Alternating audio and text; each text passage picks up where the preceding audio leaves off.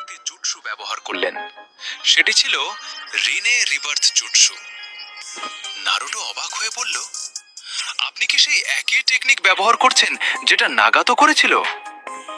হাগোরোমো হালকা হাসলেন। হ্যাঁ, এটাই শেষ জিনিস যা আমি এখন করতে পারি। তিনি নিজের শক্তি পুরো নিনজা জগতে ছড়িয়ে দিলেন। কিছুক্ষণের মধ্যেই মাদারা, ওবিতো এবং 4 জন হোকাগে আবার তাদের আসল শরীরে ফিরে এলো। ধীরে ধীরে হাগোরোমোর শরীর মিলিয়ে যেতে শুরু করলো। শেষবারের মতো তিনি নারুটো আর শাসকের দিকে তাকিয়ে বললেন, এখন এই পৃথিবী তোমাদের, আমার নয়। নারুটো বলল, ধন্যবাদ সেন্সেই। এরপর হাগোরোমো বাতাসে মিলিয়ে গেলেন। কয়েকদিন পরে নারুটো হাশিরামার সাহায্যে একটি নতুন জায়গা তৈরি করলো, যেখানে পুনর্জীবিত শিনোবিরা আপাতত থাকতে পারবে। তখন টোবিরামা বলল, চলো কোনোহায় ফিরে যাই। এরপর সবাই কোনোহার দিকে রওনা দিল। নারুটো সবাইকে বলল ট্রান্সফরমেশন জুটসু ব্যবহার করতে। হাশিরামা যখন গ্রামটা দেখলেন, তার চোখে গর্ব ফুটে উঠল।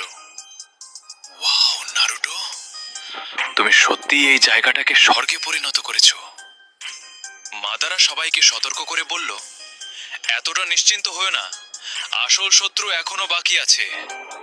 এরপর সে নারুটো আর শাসকের দিকে তাকিয়ে বলল, তোমাদের ট্রেনিং অনেক দুর্বল হয়ে গেছে। নারুটো হেসে বলল, আসলে হাশিরামা-সান, আমি আপনার কাছ থেকে কিছু শিখতে চাই, সেজ মোডের পরের লেভেল। হাশিরামা বললেন, প্রথমে দেখাও তুমি এখন পর্যন্ত কি শিখেছো। নারুটো কয়েক সেকেন্ডের মধ্যেই সেজ মোড অ্যাক্টিভ করলো। হাশিরামা সেটা দেখে বললেন, স্পিড ঠিক আছে, কিন্তু তুমি এখনো বেসিক লেভেলে আছো। ন্যাচারাল এনার্জির আসল শক্তি এখনো তোমার নাগালের বাইরে। প্রথমবার নারুটো বুঝতে পারল যে সেজ মোডেরও আরো অ্যাডভান্স স্টেজ আছে। হাশিরামা বললেন, যদি সত্যিই শিখতে চাও তাহলে মিয়োবোকু মাউন্টেনে যাও। নারুটো সঙ্গে সঙ্গে একটি ব্যাং সমন করলো এবং ফ্রগ সেজ তাকে রিভার্স সামনিং এর মাধ্যমে মিয়োবোকুতে নিয়ে গেল। বহু বছর পরে আবার সেখানে ফিরে নারুটোর পুরনো দিনের কথা মনে পড়ে গেল। সে ফুকাসাকু সামাকে সবকিছু জানালো, কুরামার পুনর্জন্ম, সাসুকের প্রত্যাবর্তন এবং নতুন হুমকির ব্যাপারে। ফুকাসাকু হেসে বললেন, প্রথম স্টেজ তো তোমার আগেই আছে, এখন শুধু পরের স্টেজ আনলক করতে হবে। নারুটো মেডিটেশন শুরু করলো।